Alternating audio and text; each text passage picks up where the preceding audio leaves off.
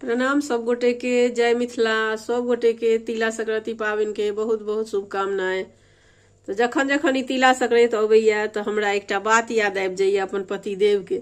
अहाँ सब संगे वो कहानी आई शेयर करे छी तो जरूर सुनबे।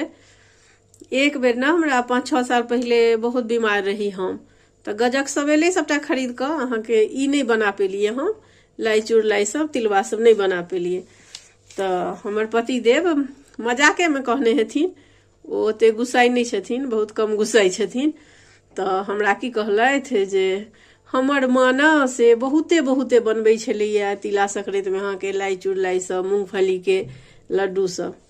तो तखन तो हम नहीं किछु कहलियन। तो हम कहलिए अच्छा हमरा ई नहीं बनेलिया तें कहि रहल छ। हमहूँ छोड़े वाली तो छियै नहीं। तो हम बाद में कहै छियनि जे हाँ हमरो माँ न बहुते बनबै छलैया गाँव में, और गाँव में तो लोग के मांगे वाली बड अबै छै ना, तो सही में माँ हमर बहुत बनबै छलैया। और अहाँ के सब मांगे वाली सबके दै छलैया, घरे घरे बेनो होइ छै ना गाँव सब में। तो हम कहलिए हमर माँ बहुत बनबै छै। तो हमर साउस रहैत पिछला साल अहाँ के तिला संक्रांति में हमरे लग में, तो साउस छलै तो एनाही बनबैत रही हम, आ जखन बनबऽ लगै छी तो ना हमरा याद आबि जाइए हिनकर बात।